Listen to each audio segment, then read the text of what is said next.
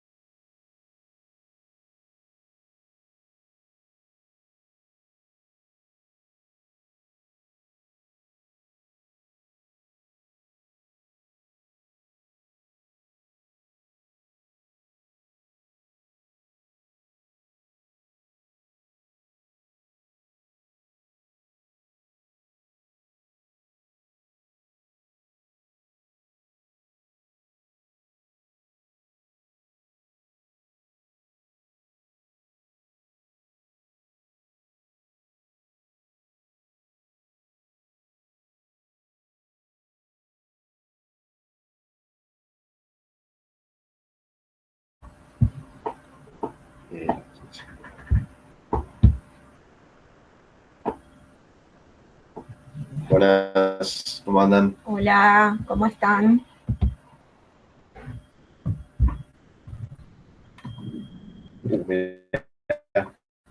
Hablamos y se fue uno. Hola, buen día. Está complicado. Bien, bueno, llegamos a 30. Bien, fantástico. La gran mayoría está acá. Muchas gracias por estar ¿Se nuevamente. escucha todo bien? ¿Podemos arrancar? Sí, bien, buenísimo. Dale, gracias.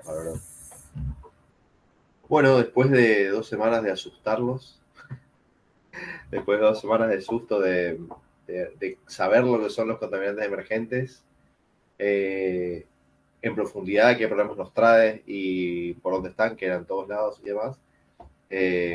Hoy vamos a ser un poquito más esperanzadores, bueno, no sé si tanto, pero le vamos a contar que hay algo que se está haciendo, bueno, le vamos a contar un poquito por qué va. Así que bueno, estamos por acá, en la parte final.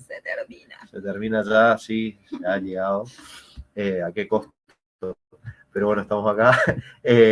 Habíamos visto esto, sobre las cosas que usábamos y necesitábamos para vivir, sobre que cada uno necesitaba lo suyo, que éramos un montón. Entonces, todo eso iba presionando sobre nuestros recursos, sobre extraer y conseguir cosas y cosas nuevas y el desarrollo de nuevos materiales y químicos que logren satisfacer ese pulso civilizatorio y que todo eso iba a parar al mismo lugar de donde sacábamos las cosas, al suelo, al agua o al aire, y que en muchas ocasiones todo eso que tirábamos en realidad tenía un valor, una potencial de aprovechamiento que no usábamos y pensábamos que no solo el problema de lo que veíamos que está tirado por ahí, en términos de lo que es lo que yo tiro o cuántos kilos de tiro, sino que había que pensar también hacia atrás en esto del análisis de ciclo de vida, pensar un poco con cada una de las cosas que tirábamos y que usábamos y que descartábamos, qué es todo lo que había atrás para llegar al final a eso, a cosas que pueden ser una nimiedad, una pavada, como una tapita de una lapicera, una virome, por ahí había que pensar un poquito hacia atrás qué es lo que había. No estoy tirando la tapita, sino todo lo que la tapita traía consigo. En ese sentido, por suerte, estábamos acá, un equipo de suricatas dispuestos a dejar de fingir demencia, al menos por un rato, y mientras nuestra cabeza lo permita. Y en eso estábamos, y lo íbamos a pensar como ingenieros.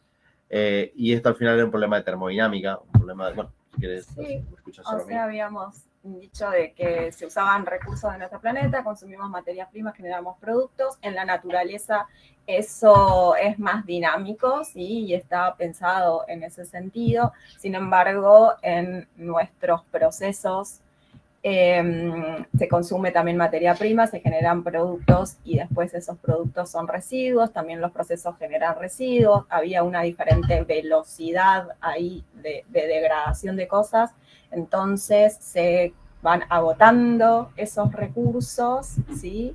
Y eso nos influye directamente en ese sentido, entonces habíamos como definido la contaminación ambiental, ¿sí? Que se daba por esto de que se producen y se consumen las cosas mucho más rápido de lo que se degrada. Entonces que había una acumulación, un aumento de entropía. ¿Sí? Y teníamos que pensar a partir de eso, de que cuando hablábamos de ambiente teníamos que erradicar esta forma de concebir el ambiente como cosa ecológica y tratar de ir sacando de nuestro inconsciente colectivo, de nuestra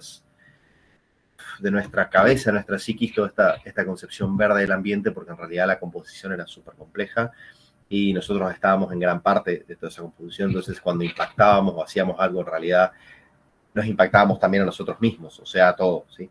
En lo económico, en lo social. Exacto, y obviamente la parte ecológica, de la cual sacamos los recursos, o sea, ¿no? Tipo, todo muy interrelacionado. Entonces, cuando nos ponemos en el planeta, eso se transforma un poquito en esto, digamos, con todas nuestras incidencias, digamos, decíamos, ocupando más del 82% de la superficie, con lo cual, salvo la Antártida, el medio del Ártico y poco más, en donde hay tierra estamos, y eso obviamente produce contaminaciones que las podíamos taguear por la etiqueta de cada cosa, pero lo que teníamos que pensar era cuál era el efecto y cómo lo medíamos. En ese sentido, había una definición de residuos. Al final, era lo que su usuario decidía que ya no lo iba a usar y para él no era importante, no le iba a dar uso. Y al final, nosotros nos enfocamos en la parte de fluentes líquidos que nos permitía el abordaje con el que hoy vamos a concluir un poquitito. Y la definición un poquito de contaminación. Decíamos que hay factores que son perceptivos y de calidad, ¿sí? Como el color, olor, los sólidos en suspensión, otros asociados a los nutrientes que su vertido en cursos de agua favorece el desarrollo de algas, por ejemplo, la imagen que ven ahí, y que la materia orgánica que tirábamos a los cursos de agua podían ser biodegradables como proteínas, carbohidratos, grasas, eso se mide fácilmente como DBO, ¿sí? Pero también puede ser refractaria, que es aquella que no es consumida por microorganismos, es decir, que persiste en el ambiente. Y eso tenía que ver con que, claro, lo que consume la materia orgánica en el ambiente evolucionó durante 4.500 millones de años y nosotros los últimos 2 segundos de un año calendario, digamos, de la Tierra, estábamos generando un montón de compuestos y, claro, era normal que no los conozcan y no los quieran comer porque había unos 10.000 compuestos nuevos por año.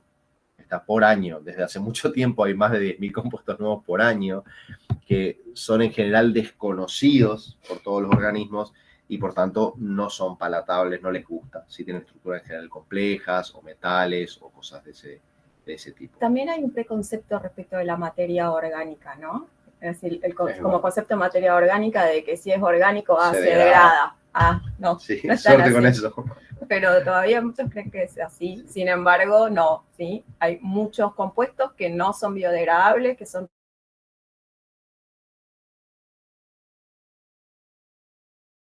aumentan la DQO en nuestros. Sí, y de hecho, en un efluente industrial estándar, hoy por hoy tiene más componentes refractarios que biodegradables. Sí, mucha mayor DQO. Sí, salvo que justo te toque en una empresa de harina, de almidón, donde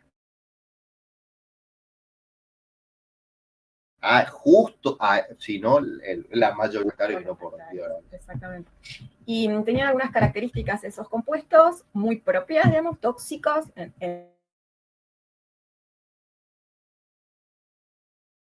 en términos de, digamos, carcinogénicos, mutagénicos, teratogénicos. Y una de las características principales de estos compuestos es su persistencia, o sea, justamente, entonces se transportan, y ahí aparece eso de la movilidad, activos, ¿sí?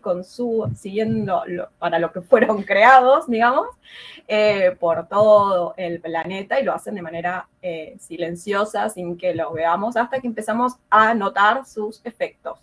Los principales vimos esto de la bioacumulación, que es el aumento de la concentración en un solo organismo, y la biomagnificación, que se da por el aumento de la concentración a medida que avanzamos en la cadena trófica. ¿Cuáles son estos compuestos? Los habíamos mencionado, lo relacionado con medicamentos y productos de cuidado personal, disruptores endocrinos, después los que están en extintores, demás, ignífugos, biocidas, ¿sí? Endulzantes, muchos compuestos inorgánicos relacionados con los metales pesados, sobre todo, después contaminantes emergentes biológicos y algunos otros como los micro y nanoplásticos. ¿Salen de dónde? De todos lados en nuestras actividades, desde el agro hasta la industria, hasta el comercio, y ni hablar de los hospitales, así que está absolutamente en todos lados, no importa dónde estemos habitando, si suelo, aire o tierra, menos. Y en los residuos están, entonces claro. También en la disposición de residuos también siguen. Exactamente, y justamente, bueno, ahí ven un poco lo que es la penetración en suelo, porque da la idea de que por ahí no, bueno, está en el residuo, está como pegado, pero no, pues ahí migra y va al suelo y por el suelo sigue migrando hasta el agua y así sigue en el ciclo del agua. Esa es la razón por la cual están todos lados. También el viento se los lleva, sí. Digamos, o sea, está realmente en todos.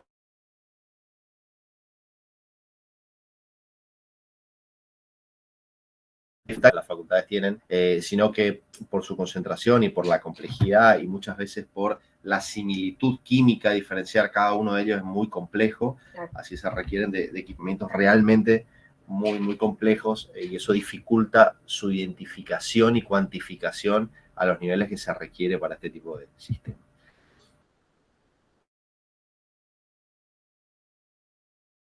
Sí, por de los microplásticos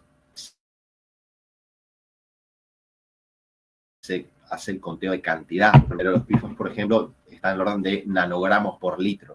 Entonces son concentraciones son trillones, aparte lo cual es muy poco, pero sí que están. Si alguien vio esa peli, después nos cuenta. Sí, después nos cuenta al final, dale.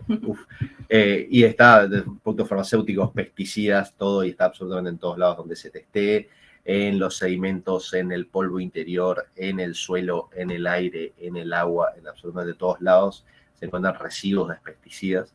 En animales terrestres, acuáticos y humanos. Y humanos, decíamos como animales terrestres también.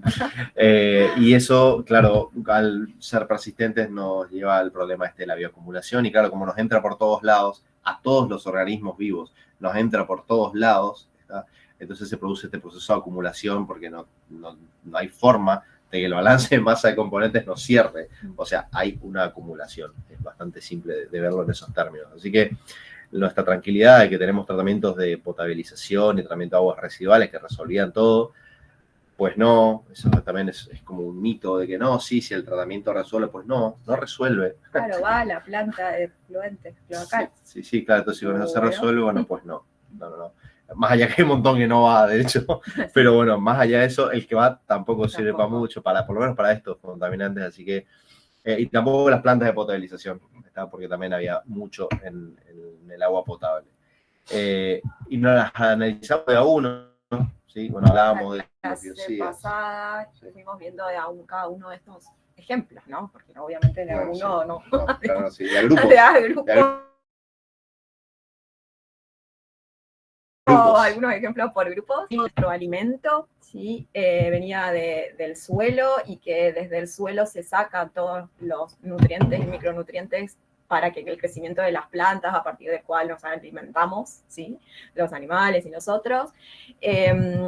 Entonces, para eso de mantenernos vivos y alimentarnos, ¿sí? La industria desarrolla, ¿sí? La agricultura mecanizada y para eso es necesario el sistema de monocultivos. Entonces, los problemas que traen al ambiente esto es que se agotan los nutrientes del suelo por esa competencia entre las plantas y empiezan a proliferar plagas. Entonces, las soluciones que se encontraron fueron los agroquímicos en estos grupos de fertilizantes para solucionar esto del agotamiento de nutrientes y los biocidas, plaguicidas por el tema de las plagas, ¿sí? El problema relacionado con los fertilizantes era que se aplican mucho más de lo que las plantas necesitan, con este preconcepto de que cuanto más mejor. Entonces se pierden en el ambiente y dijimos hoy que los nutrientes, el nitrógeno y el fósforo favorecían el crecimiento de algas y eso entonces desencadenó todos unos procesos de eutrofización en los cursos de agua.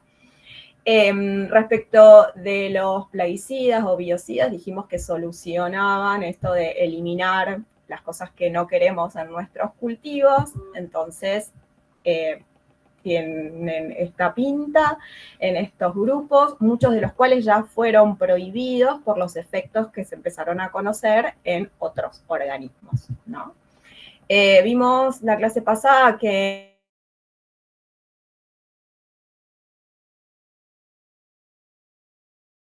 ¿sí? Algo que afecte solo al organismo objetivo, que tenga una vida media corta, que se descomponga en cosas que no sean dañinas y que encima sea barato.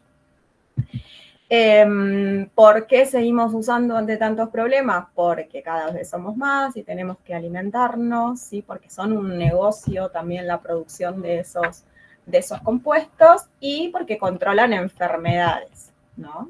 En esto que cada vez somos más, esto es de hoy, ¿sí? Ya aumentamos desde que empezamos este curso, casi 3 millones de habitantes más en este planeta, sería en esos 14 días como un Jamaica más para alimentar. Mucho más reggae para todo el mundo. Sería interesante. Para alimentar, y no solo para alimentar, sino también para curar y demás, ¿sí?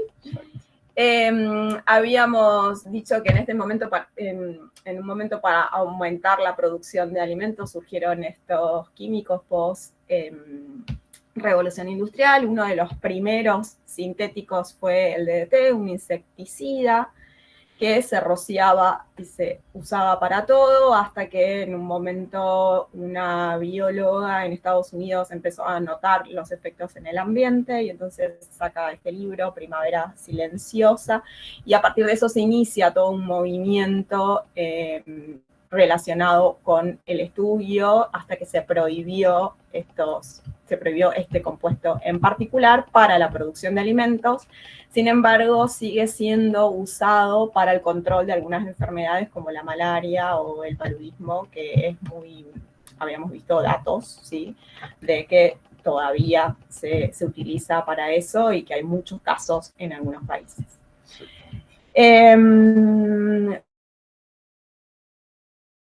Surgió, obviamente, a nivel mundial respecto de estos compuestos, ¿sí?, y entonces se firmaron convenios para reducir o eliminar y para regular el comercio internacional de estos compuestos contaminantes orgánicos persistentes. Bueno, también hablamos de medicamentos, de todo lo que tomábamos anualmente, al menos una vez, un largo listado de medicamentos, y lo que veíamos es un ranking de los medicamentos más recetados en Argentina. Y también nos metíamos un poquito, no nos vamos a tener en cada uno, pero hablar de algunos de ellos, sí, del ibuprofeno, de las benzodiazepinas, y lo que discutíamos acá es que si bien después todos estos pasan los medicamentos a los cursos de agua, también tenemos que entender que antes de que llegue al curso de agua hay gente que la está pasando mejor. Una cosa es tomarte un ibuprofeno porque te duele algo, y otra cosa es tomarte disciplina porque no podés dormir o porque tenés algún ataque de pánico, o tenés gente también merece una buena calidad de vida, mejorar su salud, y eso implica el uso de medicamentos que más temprano que tarde terminan los cursos de agua, y que entonces pensamos en este, la verdad que no es un juego, pero en este equilibrio está entre la parte social humana, sigue en la parte económica del desarrollo de todos estos medicamentos y cómo eso impactaba sobre el ambiente natural. Pensamos en esos términos un poquito para balancear el pensamiento. Habíamos hecho un poquito de énfasis en lo que son los antibióticos, también pensando en la resistencia. Y digamos que 3.500 toneladas de antibióticos terminaban en los días por año, se habían hecho, y era solamente lo humano, porque además había que contabilizar lo de los animales. Entonces había zonas de riesgo donde lo que sucedía era que permanentemente en los cursos de agua había la entrada de todo tipo de antibióticos. O sea, ellos habían analizado 40, pero hay estudios de hasta 300 antibióticos permanentemente llegando a los cursos de agua. Entonces, esas pequeñas concentraciones no llegan a matar tampoco las bacterias del agua, sino que hace algo peor, que es desarrollar la resistencia. Es decir, que, digamos, hay como una evolución inducida por el hombre donde las bacterias sobrevivientes son aquellas que están adaptadas al cambio que nosotros estamos provocando. Está ahí, es que los antibióticos que les estamos tirando las estamos haciendo cada vez más fuertes y resistentes a esos antibióticos e impulsan al desarrollo de otros nuevos antibióticos que el día de mañana generarán resistencia también. Mucho tiene que ver con esto, no me acuerdo si lo mencionamos, es cuando esto de no completar los tratamientos. Ah, no lo dijimos. ¿Sí? Eso es muy importante, algo que nosotros podemos hacer, digamos, cuando nos mandan antibióticos, o sea, no es tomo 1 o 2 hasta que me pase y ya está, sino completar esos tratamientos, porque esas que sobreviven a esos 1 o 2 que tomamos son las que se hacen resistentes después. Entonces tenemos que intentar matarlas, seguir tomando el medicamento. 7, 10, 14 días, los días que nos digan. Aunque ya nos sintamos mal, bueno, no habrá que tomar alcohol esa semana. Sí, bajón, pero bueno. Pero fíjense que coordinan el tema de enfermar, saber cuándo se conviene enfermar. Ese es el gran problema de no completar los tratamientos con los antibióticos. O sea, no es que no hay que tomar antibióticos porque termina el uso de agua, sino que hay que tomarlos correctamente, claro, cuando corresponden. Tal cual. Y bueno, no era solamente que entraban por ahí los medicamentos, no son antibióticos, cualquier medicamento. Hablamos también sobre la problemática social de la disposición final de medicamentos vencidos, que era bastante complejo, bastante duro de pensarlo. Y también rápidamente pasamos por los endulzantes artificiales, y que si bien en su momento se habían promovido como una lucha contra la obesidad resultado de la maligna azúcar, se está viendo de que, bueno, también tiene sus costos, digamos. O sea, no todo hay que verlo en términos de beneficios, sino hay que tratar de balancear un poco. Y bueno, por supuesto que esto está recontrapresente en las aguas residuales nuestras. Claro, y esto es uno de los contaminantes emergentes que más tiene que ver con aguas residuales urbanas. ¿sí? O sea, somos nosotros los que consumimos. Y una característica con estos y con los medicamentos y los pesticidas, esto de que pasan sin cambiar, ¿sí? Pasan intactos, así con esa, no hay biodegradación en nuestro cuerpo, sino que salen como entran, ¿sí? Fíjense acá en el orden del 70 al 100% de no cambio. Y incluso actualmente ya para esto de las cuestiones de obesidad y los problemas vinculados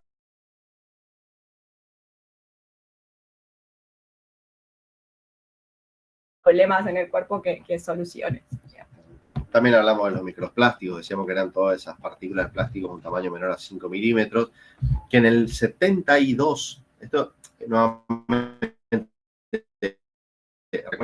no importa lo que la ciencia sabe y lo que llega a la normativa hasta que después eso se aplica realmente en la realidad. O sea, estamos en 50 años de demora, digamos, ¿no? Entre la presencia en cursos de agua identificados y con exámenes toxicológicos claros respecto al día de la fecha. ¿Sí? Entonces, hay un montón de asociaciones que promueven este tipo de campañas que más allá de lo cierto que sea el número en cuanto a gramos que pesa una tarjeta, me parece que es bastante gráfico y ayuda a la toma de conciencia, ¿no? Muchas veces en pos de la divulgación y del conocimiento se sacrifica un poco de precisión científica y técnica, pero al final quizás el balance sea positivo porque hay gente que con esto compró el tema de los microplásticos y ahora cree que existen y que de otro modo les pasaría por el costado.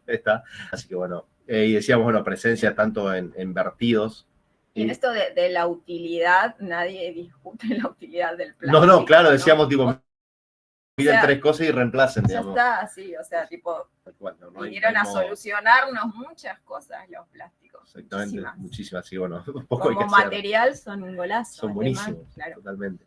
Bueno, y lo que va junto con el plástico, no importa, con todos los aditivos que tienen. Entonces, decíamos que había agua de bebida y en todos lados había microplásticos. Y que, por supuesto, que eran un contaminante emergente y que la vía de exposición, sí, era absurda.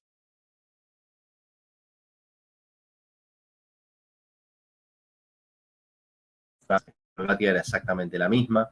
Y, bueno, se acumulan todos estos que hablamos, biocidas, medicamentos, los endulzantes, microplásticos y más todos los que no hablamos. Todo, dijimos, nos llega por todos lados, entonces ya se probó que están presentes en nuestros cuerpos, en todos, y entonces ahora se están estudiando los efectos en la salud de la mezcla de todas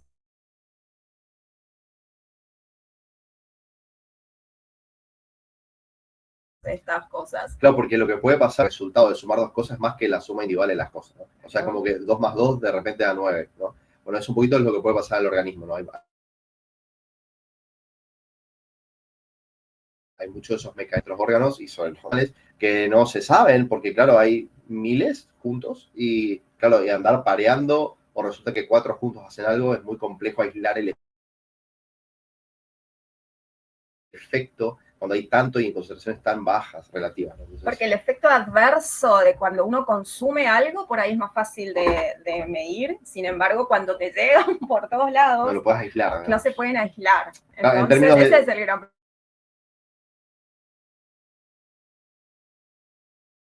problema. En términos de método científico no puedes segregar, eso es muy, muy complejo. Claro, entonces en eso está la medicina, si se quiere, digamos la biología, estudiando cuáles son los efectos reales en el cuerpo humano de todos estos. Entonces, estamos complicados. Así se fueron ustedes de la compu el sábado pasado. Sí. Bueno, pero hay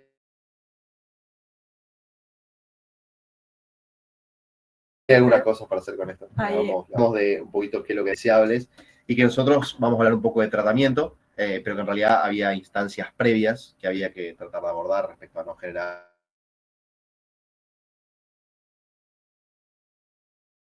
reducir todas las guerras que conocen las cosas y de tratamiento. En particular, la secuencia de tratamiento es como el agua sucia pasa por pretratamientos primarios, secundarios, terciarios, universitarios, avanzados y agua limpia que después volveremos a usar y que esto también es algo que inclusive colegas nuestros en las plantas creen que con eso se soluciona y creen que tratar es sencillo y resulta que no, resulta que las plantas pueden tener magnitudes muy importantes, pensando en millones de metros cúbicos por día. Está ahí que entonces, claro, estos son plantas industriales, son plantas de tratamientos, hay que operar, estas plantas se operan y no es que yo tiro el efluente ahí, le pongo un poco de aire y va tirando y se soluciona solo. O sea, son bichos que viven ahí, son sedimentaciones que hay que ver, la sedimentación no es discreta, así que esos lodos tampoco se sedimentan tan fácil. Entonces, realmente son plantas sobre las que hay que operar y todas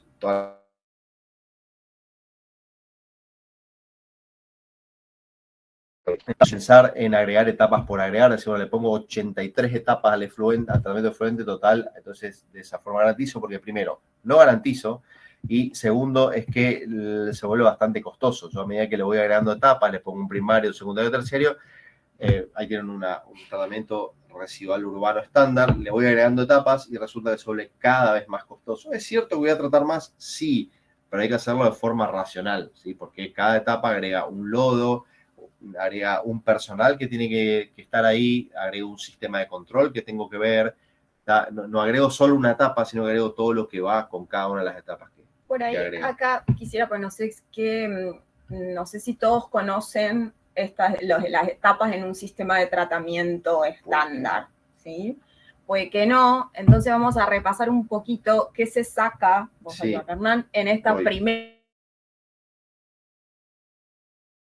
etapas, ¿sí? Que en estos pretratamientos, digamos, vamos a sacar primero en función como del tamaño, ¿sí? Claro. Lo que sea más grande, lo que nos va a molestar después en todo nuestro proceso. En una edad urbana eso puede ser una reja, ¿sí? Una reja como la de su casa, pero con medidas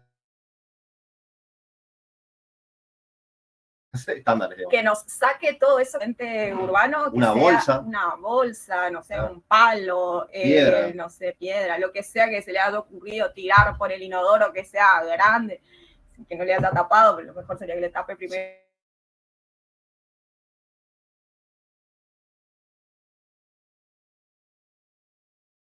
Entonces, pues, hay un desarenado y se aprovecha esa quietud, ¿no? Ese remanso de agua para que sedimente la arena. También se utiliza para separar grasas de aceite. Muchas veces agrega un poquito de aire, lo que permite mejorar la flotabilidad de la grasa de aceite. Entonces, en esa etapa sacamos las arenas, la grasa y el aceite y después pasamos a una decantación primaria donde cae todo el material orgánico sedimentable. Lo puedo asistir con coagulación, floculación, eventualmente si me sirve.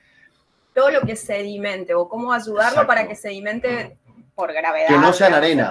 Que no sean arenas, que ya se aguante. Arenas, sedimentación discreta, cae rápido, lo separamos primero. Y después lo otro, que es orgánico, que tienen como forma, no tienen tanta diferencia tanta diferencia de densidad. O sea, la densidad relativa de un sólido orgánico sedimentable es bastante parecida a la del agua. La de la arena es 2,65 veces, pero el otro está en el término de 1,1, 1,2, entonces cuesta sedimentar.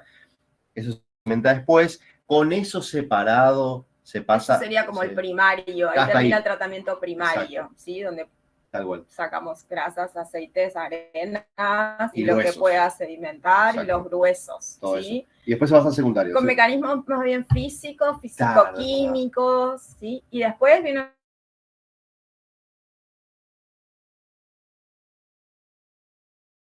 biológicos. Eso es lo que pasa en el curso de ACTA, que yo tiro la materia orgánica y las bacterias lo comen, bueno, así pero controlado, operado por ingenieros de procesos. Entonces, las bacterias, también hay protozoos, hay un montón de otras, pero las que hacen el trabajo son las bacterias que se comen la materia orgánica, entonces pasan de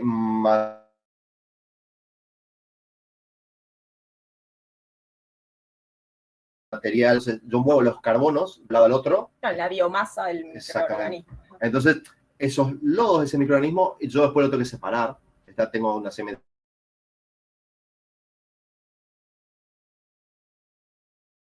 secundaria que es aún más compleja de la primaria, y lo transformo en lodos que ahí lo que pueden ver es que entonces este lodo secundario lo que hago es juntarlo con el otro lodo orgánico. La arena está acá, nada que ver, junto con el secundario, alimentación secundaria, entonces acá vienen los orgánicos con las bacterias a un sistema de tratamiento de lodos. Porque eso es importante. Se separan sólidos, digamos, del del efluente líquido, y eso también hay que gestionar. Tratamiento seria de efluentes líquidos necesariamente tiene que tener una línea de tratamiento. Y en algunos casos agrega, no sé con cuánto cuidan el agregar, pero después de la secundaria, antes de llegar al curso a veces hay un sistema de cloración para matar patógenos, ¿sí? Según cada planta y legislación es un mundo, esto es así, pero bueno, todos estos lodos hay que tratarlos, eventualmente se pueden hacer aprovechamientos de estos lodos, como es mucho material, se puede tratar de forma anaerobia, saben ustedes que la digestión anaerobia en general se llama biogás, que se pueden utilizar para la generación de energía, está para... También hay que gestionar el gas. Que también hay que gestionar el gas, y también hay que ver qué se hace con la energía, porque no es que lo pongo en una caldera y entonces tengo que hacer vapor, y con el vapor tengo que... O sea, no es trivial de modo alguno gestionar los lodos, y es algo que en general no se le da mucha pelota, pero es súper importante. Ahí ya está clarito, quiero decir, que esto es una planta. Claro, o sea, eso queremos dar la complejidad claro. de... Sí. O sea, hay procesos químicos, físicos y biológicos corriendo en un sistema continuo, donde cada etapa, cada operación o proceso requiere sus condiciones que deben ser cumplidas para que las cosas vayan bien. O sea, está claro que esto es una planta industrial en sí misma. Claro, exactamente. En sí misma, digamos, más allá de que esto provenga de una papelera, de una destilería o de lo que sea. Esto es una planta industrial en sí misma y hay que atender como corresponde atender a cualquier planta industrial. En esta en particular, que viene acá esquematizada, que dice EDAR es Estación Depuradora de Aguas Residuales Urbanas. O sea, es tipo de cloacales. Nuestros efluentes tipo cloacales, lo que van por nuestra cañería. Y fíjense dónde termina el tratamiento. Esto es en el casi el 100%. ¿Está? O sea, sacamos lo grueso, las arenas, algo que sedimente y la DBO. Y se fue. Y se fue al río. ¿Ah? Hasta acá. Eso es lo normal. Ok, eso es lo normal. También les queda claro que los emergentes ahí pasan saludando. Exacto. Juegan con las burbujas. Exacto. Y peor, hasta pueden combinarse con el cloro que tienen. Sí, ya, se quedan más clorados. Más halogenados. Sí, exactamente. Sí. Así que de todos los contaminantes, para cada contaminante hay una tecnología que o sea, hay una bolsa de tecnologías de las cuales nos podemos servir. Si queremos sacar materia orgánica biodegradable, le metemos con barros activados, filtros percoladores. Son distintas tecnologías, ¿no? Filtros percoladores, biodiscos, no importa. Sistemas físico-químicos, si queremos sacar patógenos, le metemos el famoso hipoclorito, cualquier forma de cloro, ozono, radiación UV, ¿no? Todo eso podemos aplicar. Es decir, no hay una de modo alguno. O sea, lo que tengo que pensar es conceptualizar. Tengo tal contaminante, tengo esta cantidad, la ley me dice esta cantidad, bueno, ¿con cuál de estas tecnologías puedo hacer saltar esta brecha? Tengo esta plata. Tengo esta plata y con eso tengo que saltar esta brecha. ¿Cuál me sirve? Entonces selecciono entre las que puedo. Algunas sirven para más de un contaminante, pero al final es eso. Tengo esto, quiero llegar a esto, que la normativa dice que es agua limpia. Y tengo que saltar acá, esta brecha, este gap, lo tengo que cubrir. Bueno, a ver cuál es la tecnología que por menos plata me permite hacerlo para cada uno de estos contaminantes que tienen acá. Ahora, lo que están abajo, ahí está un poquito más jodido. Que son de los que nosotros estamos hablando. Claro, que están dijimos después. Que eran orgánicos refractarios, o sea, pasan de largo un biológico, sí, o lo inhiben, o lo que sea. Claro, que tenían metales, ¿sí? Metales pesados, muy tóxicos, ahí pueden inhibir, o algunos sólidos inorgánicos. Así que ahí está la cuestión. Y claro, lo que pasa con esto es que estas etapas, claro, remueven cosas de manera más fina, con lo cual se vuelve más costoso. Así de sencillo. O sea, agregarle estas etapas implican agregarle mucho más porque los costos por metro cúbico tratado, cuando le entro a meter estos tratamientos terciarios y cuaternarios, se vuelve exponencial. O sea, es realmente muy costoso. Entonces, ahí no se quiere meter nadie. Esa curva que veíamos de aumento del nivel de remoción con el costo asociado, ¿no? Entonces, para eso hay tratamientos avanzados, ¿sí? Algunos ya estandarizados, comerciales, convencionales, que son a los que uno formalmente acudiría para ver el precio, por lo menos, primero, ¿sí? Con los más conocidos, los más establecidos, que empezaron a desarrollarse hace mucho tiempo, y hay otros no convencionales y en desarrollo justamente para porque estos otros no solucionan o lo hacen a un Parcialmente. costo muy, muy elevado. ¿sí? Una pausa. Sí. Hasta acá está todo bien lo de tratamientos, o sea, por las dudas. Ninguno se perdió demasiado. Si hay alguno que no entendió, tienen 45 segundos para hablar. Claro, para digamos, chat. podemos rescatar Claro, a ver si hay alguno que que nos pueda seguir. Claro, si Todo perdimos, bien, dice Candela. sí, si se perdió alguno, hable, no hay problema, los rescatamos, le tiramos una Bien cuerda. ahí, bueno. ¿Estamos bien, parece? Ok, Bueno, genial. Podemos seguir sacando cosas de seguimos. Va. Fluente. Bien. Vamos. En esto que nos gusta clasificar y que tenemos necesariamente que hacerlo para ir estudiándolo, esos tratamientos, sobre todo para eliminar estos contaminantes que son refractarios y persistentes, digamos, hay dos maneras de hacerlo. Uno, no destruyéndolo, sino solo separándolo de la corriente de líquido, ¿sí? Esos son no destructivos. Los convencionales tienen más que ver con eso, ¿sí? Los que ya están estandarizados, lo que hacen es separarlos. Lo sacamos del líquido. No estamos solucionando, dijimos que teníamos que también gestionar los sólidos y todo eso, pero bueno, por lo menos de nuestro líquido los separan. Y después hay otros que sí los destruyen. Son en general oxidaciones, ¿sí? Que transforman los contaminantes. Eso puede ser de manera biológica o química. ¿tá? Hasta ahí. De estos no destructivos, quería preguntar antes. Por ahí, uno de los más conocidos y de los más usados son las técnicas de absorción. ¿sí? Y ahí lo que les iba a preguntar era si algún ingeniero había que sabía la diferencia, digamos, y todo lo que implica una letra en una palabra. Al ¿sí? revés, sí. Porque es, digamos, una bochada de examen para un ingeniero, la diferencia entre adsorción y absorción, ¿sí? Una con D y con B. Encima, claro, para un lado para el otro. Bien fácil. Sí, la letra, facilísimo. Esto es especial para disléxicos. La pasan de puta madre los disléxicos.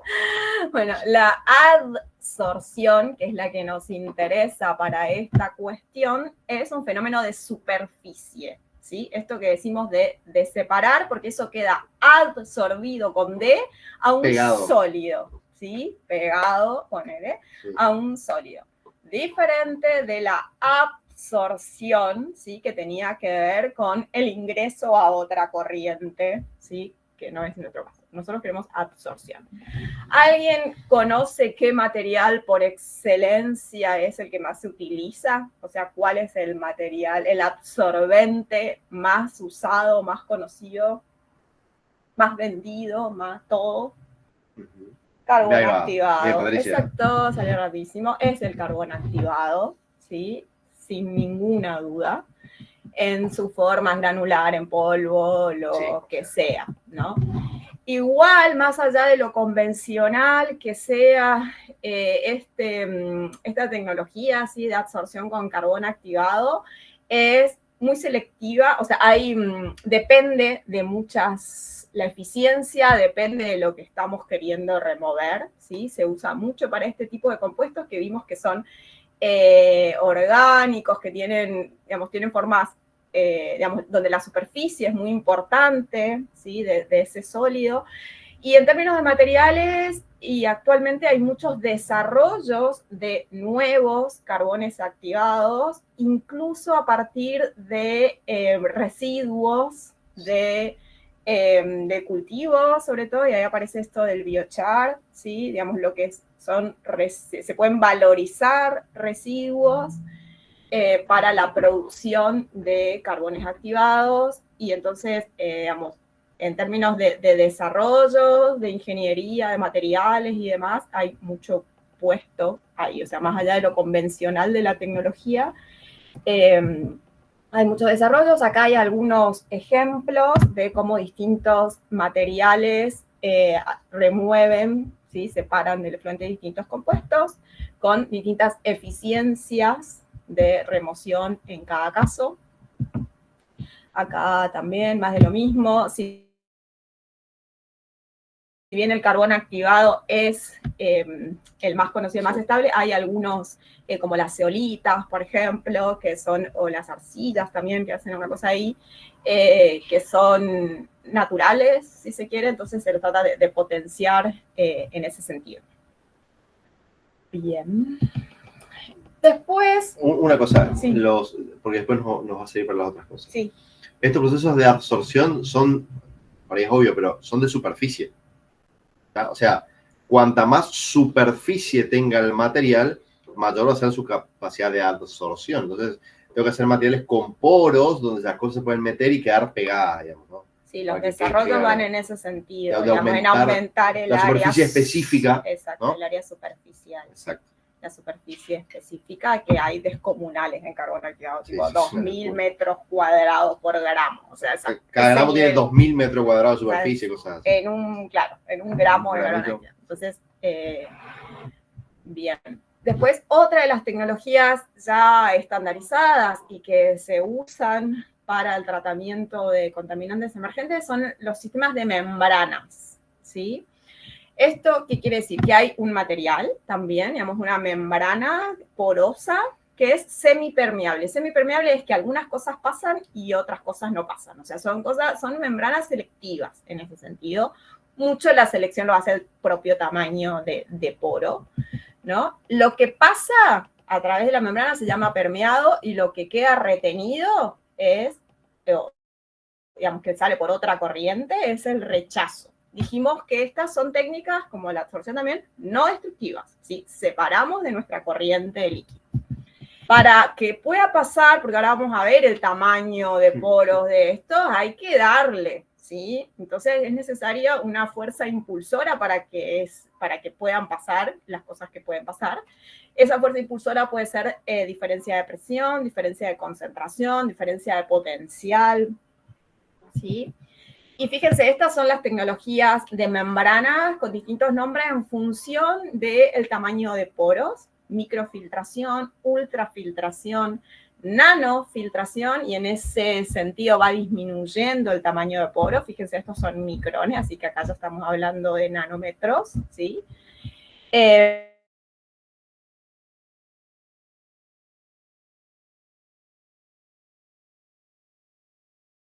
¿Sí? Y acá está un poco la idea de qué cosas pasan y qué cosas pasan y qué cosas quedan retenidas. Fíjense en la ósmosis inversa, la única molécula que pasa es la de agua, ¿sí? Todo lo demás queda retenido.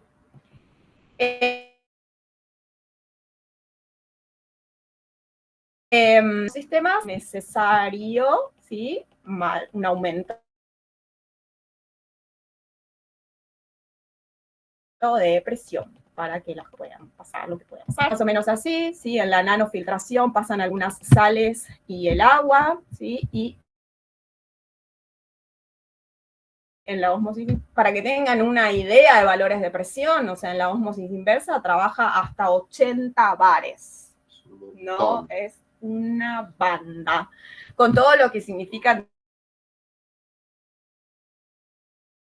términos de procesos que puede bares. O sea, necesitas un servicio bombeo que te empuje 80 bares de manera constante a través de una membrana. Si tiene un consumo de energía del carajo. Es un montón. Exactamente.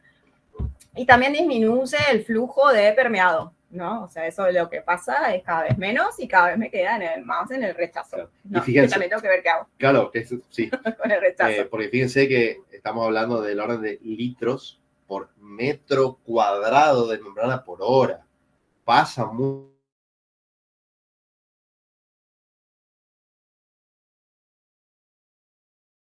poco, claro. 50 litros. Nada, o sea, no vale por metro cuadrado de membrana por hora, es realmente muy bajo.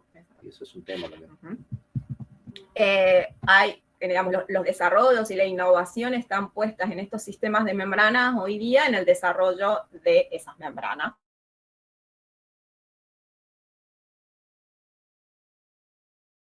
¿No?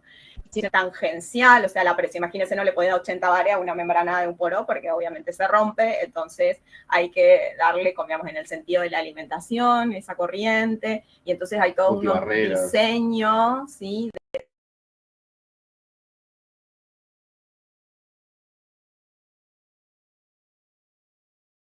De cómo separar los flujos, o en estas de ECA se llaman estas configuraciones, cada uno de estos pelitos es una membrana, ¿sí? Esto está visto en un microscopio electrónico. Acá, como el como la pared de este tubito es la membrana, ¿sí? Entonces, imagínense la complejidad en términos de configuraciones y de materiales, ¿sí? Remueven, se usan, es de las tecnologías que más se usan para contaminantes emergentes, y estas son más o menos las eficiencias de remoción, digamos, en función de, obviamente, cada tipo de compuesto que se quiera.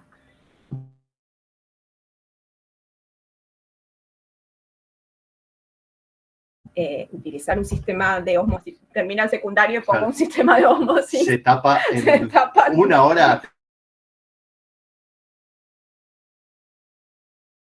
Tenés que tirar la membrana.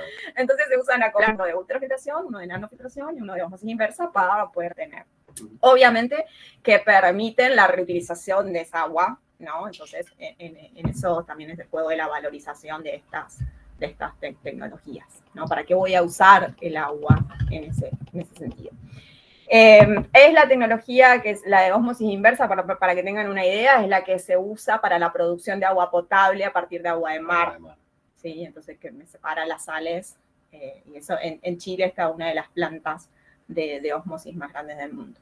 Bueno, ¿cuáles son los problemitas con los que hay que lidiar en estas tecnologías? Digamos, son equipos costosos por todo ese desarrollo que dijimos que tienen que ser mantenimiento frecuente, son materiales muy especiales, hay que gestionar y disponer eso que separamos de la corriente de líquido, entonces me quedan residuos de catalizadores o de membranas una vez que se agotan, la absorción, por ejemplo, tiene la ventaja de que se pueden reactivar. Eso, cuando es granular, se puede reactivar el absorbente, eso tecnológicamente es muy importante. Por ahí no al 100%, pero... Claro, pero sirve, pero para eso necesito tratamientos térmicos, entonces es consumo de energía, ¿sí? Para limpiar las membranas se usan lavados a contracorriente con algunos productos químicos, o sea, implica el manejo de esos productos, esto de la alimentación tangencial y que necesita mucha presión, ¿sí? Todo eso influye, obviamente, en el costo de estos tratamientos. Es verdad que estamos eliminando cosas que no podemos con otras, ¿tá? Entonces, este gráfico que decíamos de aumento exponencial del costo con el nivel de remoción de contaminantes. Bien.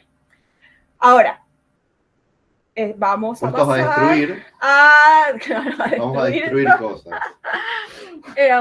Que por ahí es lo que más, a lo que se tiende es a tratar de estos compuestos que dijimos que eran complejos, refractarios, persistentes, destruirlos, ¿no? Entonces, puede ser por oxidación biológica. Entonces, la biotecnología hoy está muy abocada al desarrollo de sistemas de bioremediación, ¿sí? Empleando bacterias, empleando hongos, desarrollando microalgas. Las ventajas acá tienen que ver con que hay una mineralización, o sea, hay una transformación, digamos, esto de que pasan a la biomasa, un cambio en esa estructura hecho de manera biológica por organismos, ¿no? Entonces, en términos de costos, por ahí esos son menores, y esto de que son más amigables, si es biológico, es más amigable. O sea, son bichos que se los desarrolla y se los tunea para que puedan hacerse cargo de los emergentes. La biotecnología ahí con la digamos, con la ingeniería genética, ¿sí? No es nuestra área específica, no. Pero hay mucho desarrollo biotecnológico de sistemas de bioremediación de contaminantes emergentes, o esto que hacen de aislar, exacto, digamos, esto de la selección, digamos, seleccionar y aislar y entonces reproducir esos que toleren o que degraden los contaminantes, ¿sí? Estos son algunos de esos sistemas de bioremediación y cómo se aplican y qué niveles de eficiencia tienen para distintos contaminantes. Uno de los más utilizados es construir humedales, ¿sí? Artificiales. En principio, los humedales, para que tengan una idea, tienen esta pinta eso que dice que tiene, digamos, un flujo subsuperficial, ¿sí? El efluente pasa por, digamos,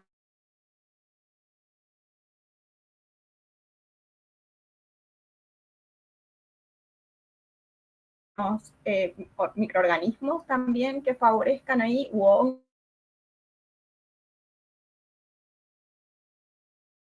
hongos.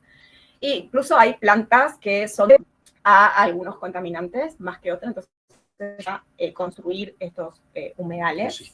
Estos ecosistemas. Claro, es construir un ecosistema a la salida, ¿sí? de alguna planta de tratamiento que termine de remover esos contaminantes. Después están las plantas MBR, sí, membranas. Estos son, para el que está familiarizado, son como unos reactores de lodos activados. Está nada más que a la salida, en vez de hacerlo por gravedad o por bombeo, lo que se hace es se succiona a través de membranas, ¿verdad?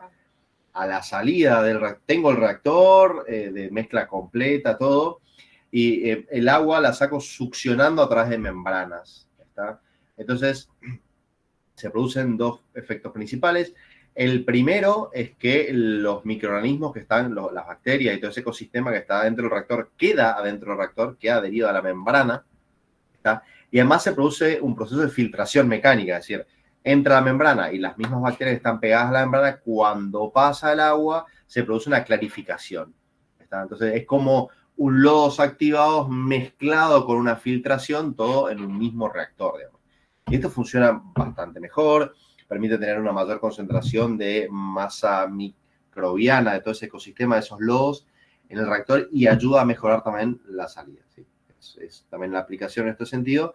Lo que se busca es desarrollar, justamente darle entre comillas, incentivos, digamos, ver de las bacterias que sean capaces de tratar estos contaminantes en estos sistemas. Sí. Complejo también. Sí, es todo un ecosistema ahí. Sí, total. Es complejo. Sí. O sea, si sale los activados un chino a operar. Eso, muchas cosas a considerar. Sí. También tiene la hoja contracorriente, las membranas se joden. O sea, no es trivial. Claro. Dicho así queda fácil, pero no es nada fácil. Y hay que gestionar después las membranas. Una vez que se va. Exactamente, también. También en esto de que se desarrollan o se aíslan microorganismos especiales, entonces se usan como bioremediación in situ, ¿sí? O sea, se siembran específicamente esos microorganismos para remover contaminantes especiales. Esto sirve cuando hay una contaminación puntual en un lugar del suelo y yo sé que tal bacteria que yo aislé se come el gasoil, ¿está? Entonces yo voy y ahí inoculo en ese suelo para tratarlo ahí en el lugar. Un ejemplo es cuando hay algún derrame específico de alguna cosa, se usan estos sistemas de bioremediación para tratar in situ.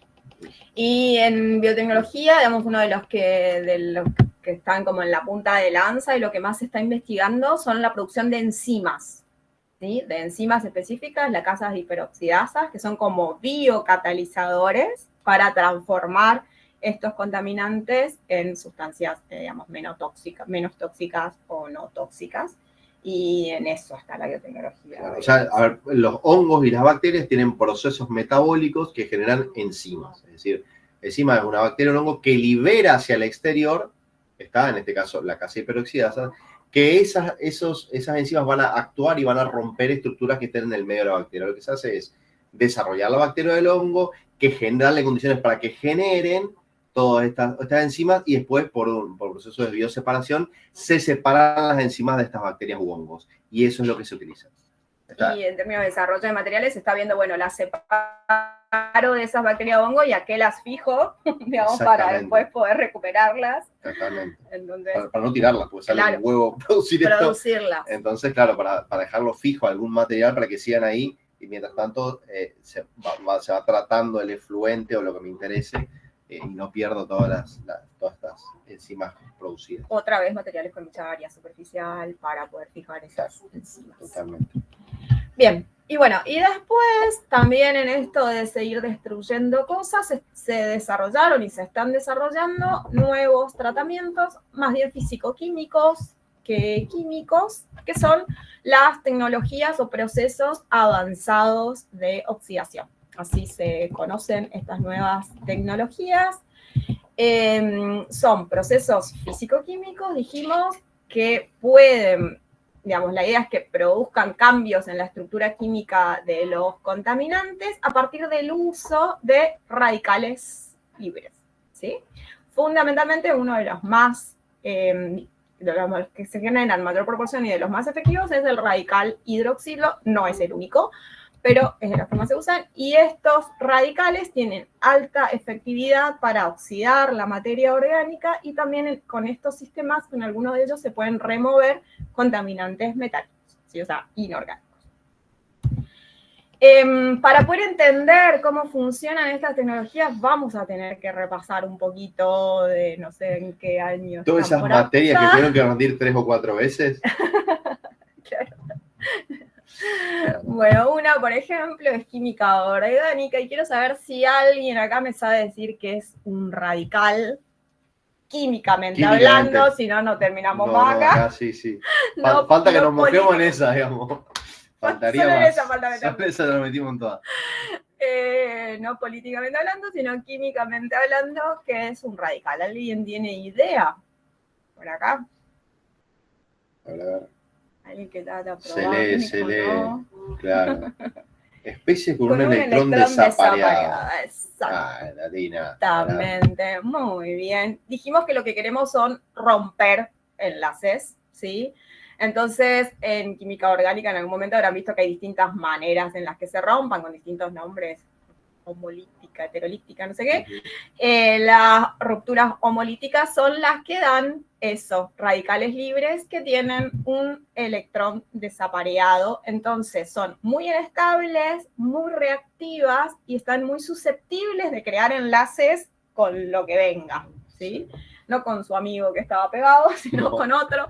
Entonces, eso es exactamente lo que dijo Tina. Esos son los radicales, ¿tá? Con un electrón ávido de formar enlaces. ¿Tan ávido?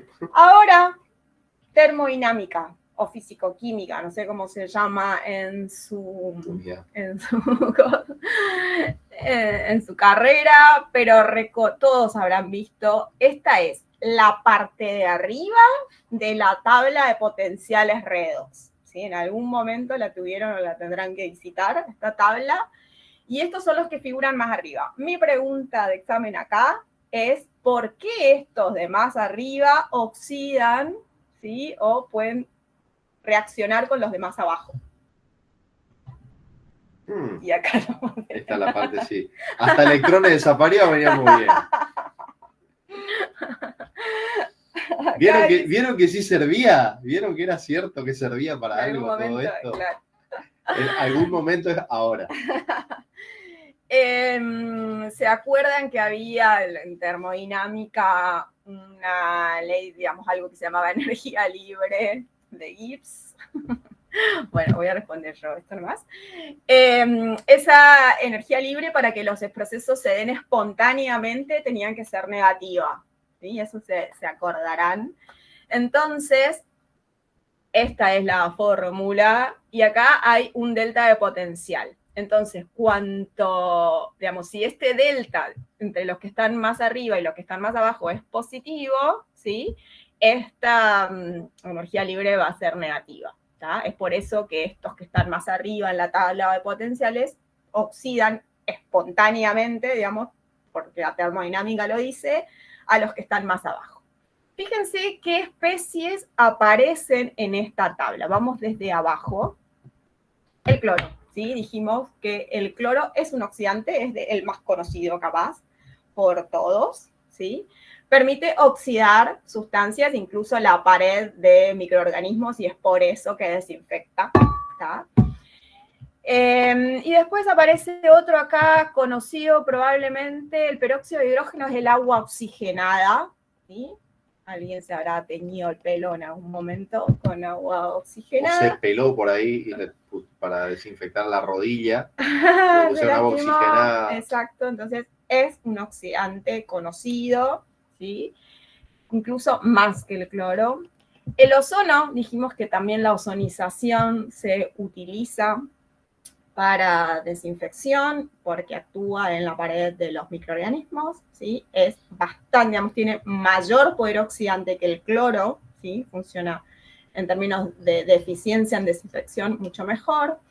Y dijimos que estas tecnologías, estos procesos avanzados de oxidación se basaban en el uso de radicales. Fíjense dónde está digamos, esta especie química, el radical hidroxilo, que es como la vedette en estas tecnologías, ¿sí? Es la segunda especie más oxidante que existe después del flúor, que es tipo lo más. O sea que termodinámicamente, en términos de viabilidad que las cosas pasen, está, bueno, oxida todo. Lo que hay, ahí para abajo. Todo lo que hay para abajo, ¿sí? No después vamos a ver que no es selectivo, no elige a quién, con quién reaccionar, digamos, él quiere con lo que venga. Entonces, y digamos, tiene con qué, tiene un poder oxidante muy, muy alto. ¿tá? Eso desde el punto de vista de la termodinámica.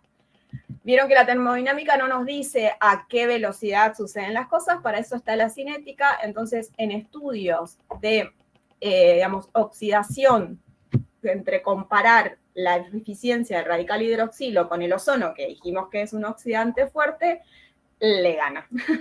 ¿Le gana? En términos cinéticos, le gana en unos órdenes, sí, 6, 7 órdenes de magnitud. O sea, es también, digamos, las reacciones son muy, muy rápidas, ¿sí? Mediadas por radical. El radical no tiene mucho tiempo de vida para actuar. No, digamos, está desapareado, avidísimo, ¿sí? Vive, digamos, tiene un tiempo de vida muy, muy corto. Entonces, lo tiene que hacer ahí y lo hace rapidísimo. Entonces, la explicación de la eficiencia de estas tecnologías tiene que ver desde el punto de vista termodinámico, con que puede atacar a todos los compuestos, y desde el punto de vista cinético es que reacciona de 10 a la 6, 10 a la 12 veces más rápido que un oxidante muy potente como el ozono. ¿tá? Bien, ¿cuáles son estas tecnologías? Estas, ¿sí? Acá hay una lista bastante exhaustiva de cuáles se están desarrollando. Vieron que hay como una clasificación entre no fotoquímicos y fotoquímicos. Esto tiene que ver con la manera en la que se generan esos radicales, ¿sí? ¿Qué método se usa para la generación de radicales? Estas tecnologías que aparecen acá tienen un grado de desarrollo y de comercialización variado. Estas que están en los remarcadas están total o parcialmente comercializadas, o sea, hay reactores que operen, ¿sí? digamos, comercialmente disponibles para que operen con estas tecnologías. Bien. Estos procesos, cuando son no fotoquímicos, foto es luz, ¿no? Ah, sí. Entonces, quiere decir que no, si son no fotoquímicos, no usan luz. ¿tá? Entonces, lo que usan es la transformación, ¿sí? digamos, reacciones químicas, usando ozono fundamentalmente y peróxido de hidrógeno, agua oxigenada. O sea, los dos fuertes oxidantes. Lo que se hacen es combinarlos para que encima generen radicales hidroxilo. ¿tá? O sea, tenemos una mezcla ahí de oxidantes a lo loco. Eso por un lado entre los no fotoquímicos, y otros no usan especies químicas, sino distintas formas de energía, pero en ningún caso la luz. ¿sí? Usan ultrasonido, haces de electrones. ¿sí? Estas son las que menos desarrolladas están, pero es de las que más estudios hay actualmente. Hay muchos estudios en nanocavitación, ¿no? Cavitaciones a nivel muy, muy, muy pequeño, entonces... Todo para generar radicales. Exacto. ¿Ah? Que en este caso los radicales saldrían del mismo agua, o sea, rompo el agua. Romper la molécula de agua para poder que se generen esos radicales. ¿ah? Esos son los no fotoquímicos. Y en los fotoquímicos lo que se usa naturalmente es luz. ¿tá? Bien, dijimos que lo que queremos es romper moléculas, o sea, transformar esos contaminantes. Acá hay un ejemplo de un contaminante modelo para estas tecnologías, que es el 4-clorofenol, ¿sí? Que es acá, digamos, un anillo con un cloro acá. Entonces, fíjense cómo, no vamos a describir el mecanismo de degradación, pero la cosa es que en algún momento ese anillo se rompe, ¿tá? Entonces ya lo transformé, ¿tá? O sea, se rompe y empiezan a romperse enlaces, ¿sí? Entonces se empiezan a formar cosas más simples, ¿tá? En principio. Ahora, hasta que esto pase y esto llegue hasta la oxidación completa, que la idea es que llegue hasta dióxido de carbono y agua, en este interín se pueden formar productos de degradación que Dios sabrá si son más o menos tóxicos que el mío original, ¿sí? Entonces, lo que se hace cuando se desarrollan y se estudian estas tecnologías es intentar dilucidar los mecanismos de degradación y evaluar la toxicidad de cada compuesto. Y este es un compuesto, fíjense que es relativamente sencillo, es un anillo con un alcoholcito y un cloro, fin. O sea, imagínense las otras moléculas que estuvimos viendo que tienen 4 anillos entrelazados con un R pegado por ahí y 2 halógenos cruzados. O sea, se degrada en literalmente cientos de caminos. Entonces, cada uno de esos debieran ser estudiados para evaluar la toxicidad. Entonces, hay un cambio en la estructura de los contaminantes, como dijimos que hay, y eso hace que aumente la biodegradabilidad. O sea, compuestos más simples pueden llegar a parecerse a los que las bacterias conocen, ¿sí? Para poder biodegradar. Entonces, si por ahí no llego hasta dióxido de carbono, quizás esos compuestos intermedios se puedan procesar por algún tratamiento biológico, ¿sí? Entonces, eso quiere decir que estas tecnologías se pueden usar como pretratamiento, o sea, antes de un biológico, ¿sí? Acoplar en un sistema de tratamiento antes de un tratamiento biológico, antes del secundario ese que habíamos mencionado hoy, o como post-tratamiento, ¿sí? Como al final de una planta de tratamiento para terminar de tratar y eliminar esos compuestos refractarios para que no lleguen a un curso receptor. Eso en términos técnicos quiere decir que se pueden acoplar a los sistemas de tratamiento que ya existen. Obviamente que en media hora no vamos a desarrollar todas estas tecnologías, eso lo vamos a hacer en el curso de CONEIC.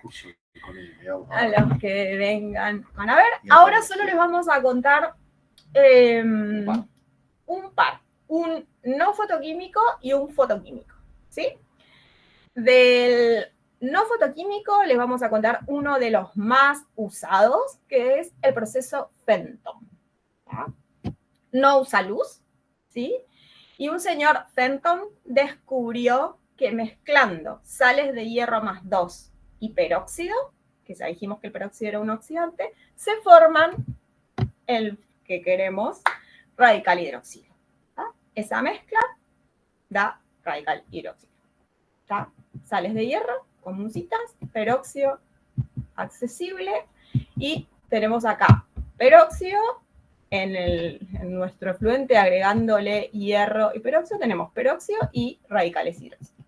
Es una reacción completamente homogénea, entonces para la ingeniería eso es fantástico. O sea, tengo lo que quiero tratar, le agrego una sal de hierro más 2 y le tiro agua oxigenada. Así es, tengo un reactor, lo que quiero tratar, le agrego, ¿sí?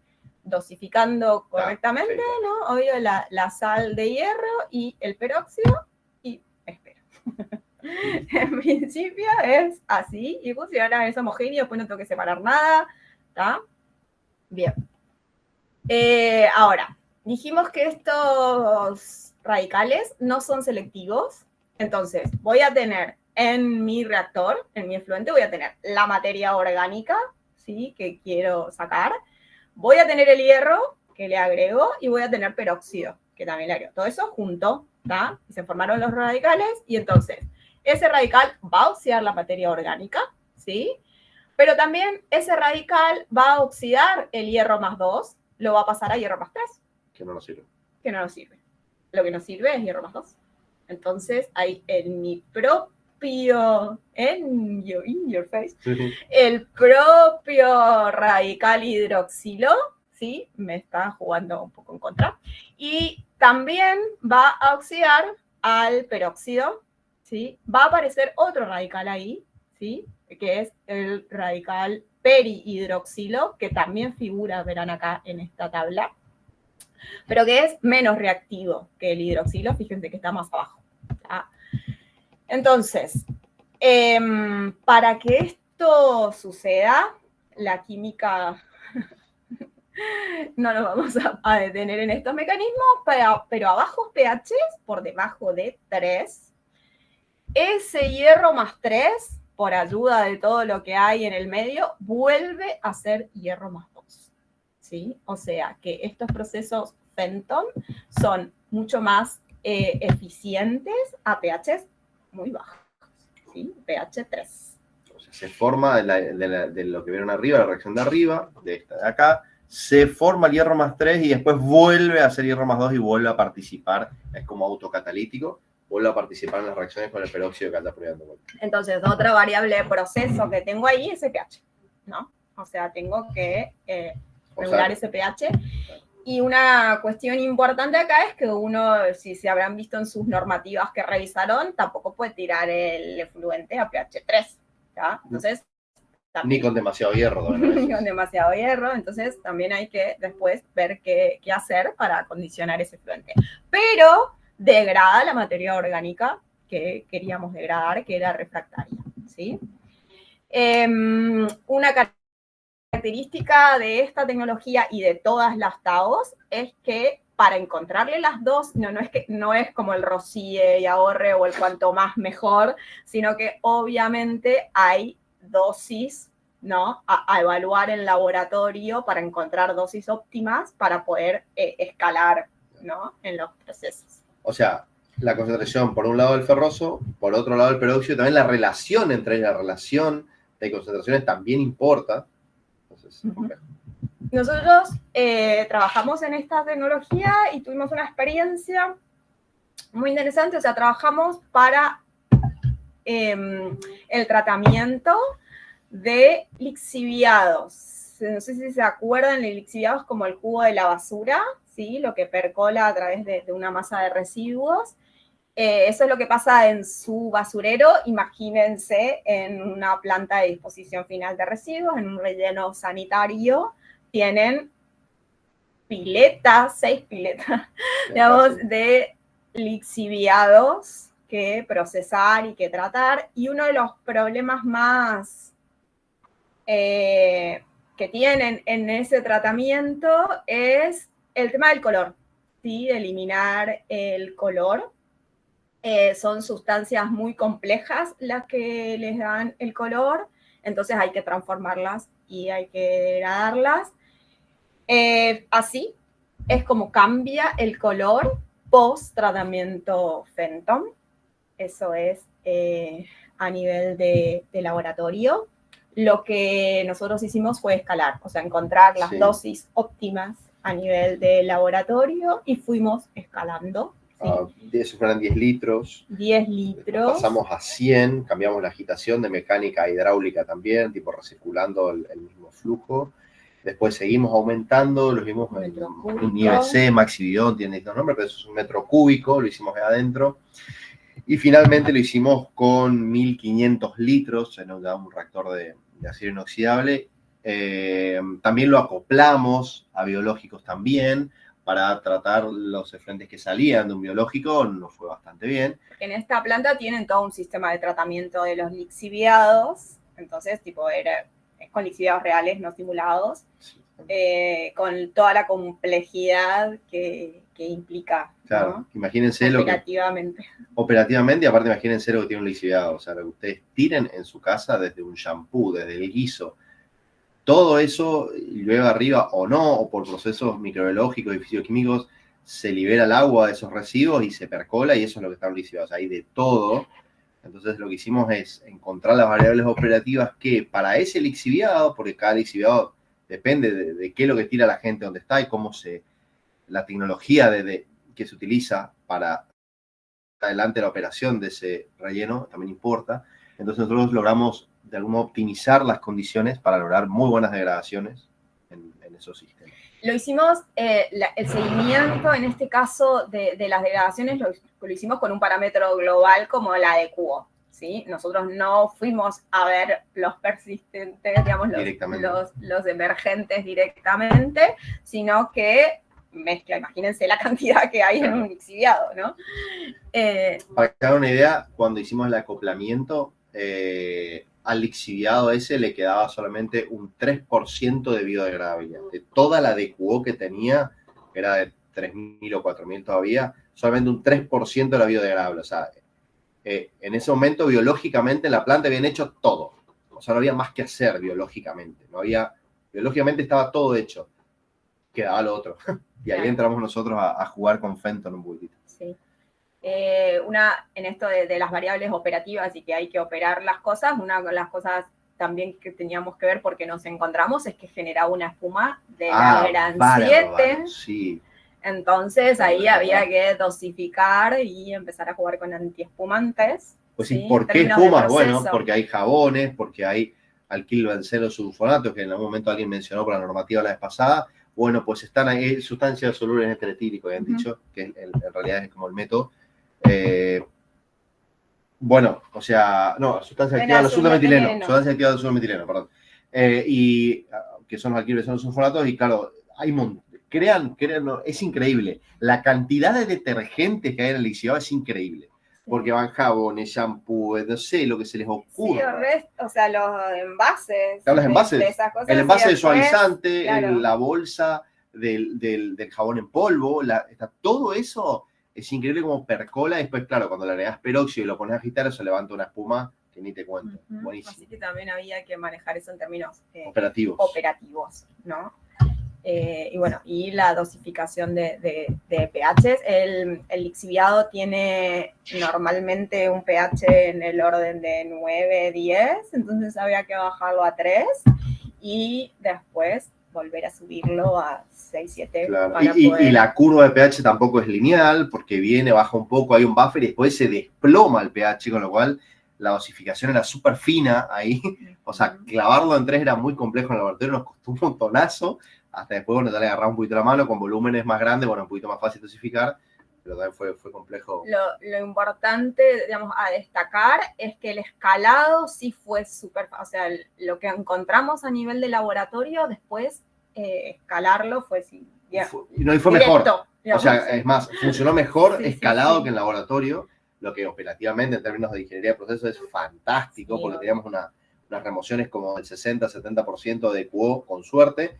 Y cuando lo fuimos escalando, llegamos hasta el 80-85%, así que eso estuvo re bueno. Entonces, esto sirve para todas las TAOs, esto, digamos, de la necesidad para cada tipo de efluente o, bueno, de contaminante en particular, si se puede, digamos, si se tiene una matriz de algún contaminante, es definir los parámetros más eficientes a escala de laboratorio. Sí, eso es absolutamente necesario. Como decía Hernán, probablemente para el lixiviado de otra provincia no funciona. Nuestra condición no funciona. En vez de darte un 80% te da 60%. Sí, pero si allá dio, bueno, ahí no. Claro. Es así. Tal cual. Bueno, es una de las tecnologías, digamos, de las TAOs que más se ocupa, ¿sí? Que más se aplica a nivel industrial para distintos tipos de efluentes que tienen alguna característica así compleja, ¿no? Las textiles, petroquímicas, las madereras que usan fenoles y demás en sus procesos, aeronáutica, la producción de oliva, la producción de detergentes, o sea, se utiliza y a escalas reales, ¿no? Dijimos que le íbamos a contar uno de cada uno, el otro que le vamos a contar entre los fotoquímicos es antes. ¿Por qué esto de fotoquímicos y qué longitudes de onda se usan en las TAOs? Nosotros dijimos que queremos romper enlaces. Entonces, en realidad, los fotoquímicos entre las TAOs se empezaron a estudiar porque dijeron, bueno, si ya mezclando cosas funciona, ¿qué pasa si encima le agregamos luz? ¿No? Entonces, obviamente, funciona, se aceleran los procesos porque saben que la luz, en función de la energía, pueden romper enlaces. Acá un homenaje a la reina, pero que usaba, digamos, muchos colores. Esto tiene que ver con el rango visible, porque las TAOs fotoquímicas, digamos, para las TAOs fotoquímicas se usa longitudes de onda en el orden del ultravioleta cercano al visible, ¿sí? Ahí, en ese margen entre el UV visible, la mayoría de las TAOs fotoquímicas usan eso. O sea, no es necesaria mucha más energía, en realidad con esas es suficiente, si se quiere. Entonces, la mayoría de las TAOs utilizan el UVA, ¿sí? Es esa zona más cercana al visible del rango UV, y la luz visible. Y eso da la posibilidad de que se pueda aprovechar y usar en el desarrollo de estas tecnologías la luz del sol, ¿sí? Como fuente sustentable de energía. La que le vamos a contar es una de ellas, que es la fotocatálisis heterogénea. Acá ya no es homogénea la cosa, sino que hay un sólido ahí que funciona como catalizador, en este caso como fotocatalizador. O sea, para que funcione y para que promueva los procesos, hay que activarlo con luz, ¿sí? El más usado en estos procesos es el dióxido de titanio, es el material que tiene la característica que si uno lo irradia con luz, si está sin tunear, tiene que ser luz ultravioleta. Entonces hay un cambio en la estructura electrónica del dióxido de titanio que hace que en contacto con el agua, ¿sí?, se formen radicales, que es lo que queremos, ¿tá? Entonces, es por eso que esta es una tecnología avanzada de oxidación, porque al irradiarlo con luz, ese material hace que se formen radicales.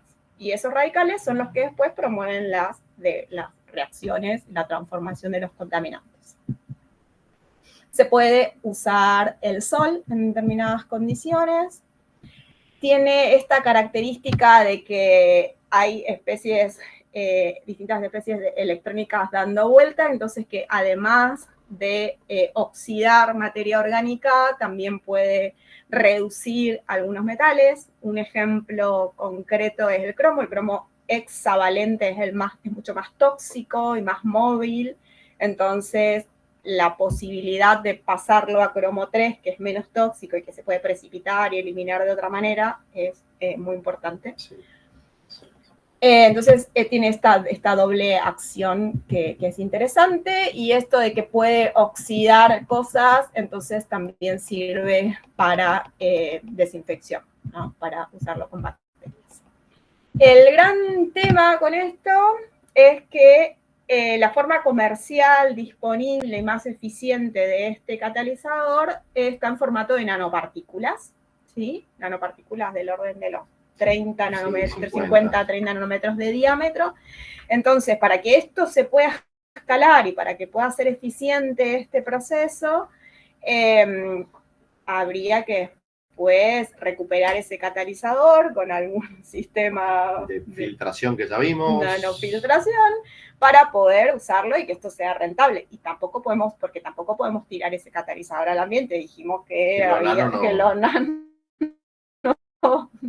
empezaba a hacer cosas raras en el ambiente. Entonces, en principio esto se suspende en el efluente a tratar para que actúe, y después hay que ver cómo separarlo. Entonces, en términos de innovación y de trabajo puntualmente para esta tecnología, lo que está haciendo la ciencia en general y nosotros en particular es tratar de soportar estas nanopartículas a distintos soportes, ¿sí?, que sean más fáciles de separar después del efluente, o puntualmente lo que hacemos nosotros es hacer crecer dióxido de titanio a partir, en nuestro caso, de titanio, y tienen que tener esta característica, es un fenómeno de superficie, entonces buscamos cosas que tengan elevada área superficial. Estos son algunos. Ahí tienen los poros de unos 100 nanómetros o menos de peques. O sea, porque acá no solo tiene que entrar en contacto el contaminante, y también esto tiene que ser activado por la luz, ¿sí? Y estos son nanotubos vistos de arriba, ¿sí? Nanotubos de dióxido de titanio vistos de arriba. Y acá están vistos un poquito de costado para que vean que efectivamente son tubos, ¿sí? Entonces acá estos sí tienen muchísima área superficial para contacto. Así que el contaminante entra en contacto con eso que ven que es dióxido de titanio, y la luz le llega, y en la superficie de cada uno de esos tubos, interior y exterior, suceden los procesos que les contamos. Entonces estos están fabricados en soportes que se pueden separar fácilmente del contaminante, y en función del tipo de soporte, la idea, digamos, lo que hacemos igual todavía nosotros a nivel de laboratorio, es poder construir fotorreactores que puedan procesar cierto volumen de efluente. Esto solo para mostrarles esto que decíamos que es una posibilidad en las fotoquímicas de usar la luz. Hay distintos desarrollos de sistemas solares, ¿sí? De fotocatálisis solar. Y hay mucha física acá para poder, vieron que el sol tiene en realidad más proporción de la fracción visible y poco del UV. Entonces lo que se busca es, ¿sí? Para poder potenciar esa actividad, ¿sí? Estos son, tienen seguimiento solar en un eje en este caso y en dos ejes en este. Bien, todos estos sistemas de estos procesos avanzados de oxidación pueden funcionar en algunos casos en reactores batch, ¿sí? Y en otros casos en reactores continuos, ¿sí? Hay desarrollos en ambos sentidos para todas estas tecnologías. Hay desarrollos de patentes, ¿sí? De tecnologías que están disponibles comercialmente, digamos, y de dosificación y de dosis de cosas para distintos efluentes, y hay empresas destinadas a, digamos, a construir o a diseñar reactores, mira, tengo esto, necesito esto, específicos que usen estas tecnologías, ¿sí? Son empresas, digamos, estas que conocimos, son tipo de startups desde universidades, desarrolladoras de estos procesos. Bueno, lo importante de estas tecnologías, dijimos, estas son las no fotoquímicas, todas las que hay, es que ven la manera de generar mayor proporción de radicales, ¿tá? En las fotoquímicas lo mismo, solo que usando algún tipo de luz, la luz con alguna longitud de onda. Ventajas de estas tecnologías, esto es fundamental, que no solo estoy separando el contaminante, sino que hay una transformación real que puede ser en función de las condiciones hasta dióxido de carbono y agua, o esto de que si no llega hasta dióxido de carbono y agua, aumenta la biodegradabilidad, o sea, hay una transformación a cosas más simples que se pueden acoplar a tratamientos biológicos, ¿sí? Obviamente que no todo es color de rosas. Hay que ver el tema del tiempo, obviamente, mano de obra especializada que conozca los mecanismos en estas cosas y los parámetros que influyen, estudios específicos a nivel de planta piloto para después poder escalar, dosificación cuidadosa de reactivos, el tema del pH en algunos casos, y habíamos mencionado que hay unos estados que usan ozono, entonces saben que el ozono hay que generarlo in situ, porque es muy reactivo, o sea, uno no puede comprar un tubo de ozono. Entonces, eso implica el uso de energía, ¿no? Si bien cada vez son más eficientes, todavía sigue siendo un costo de inversión eso.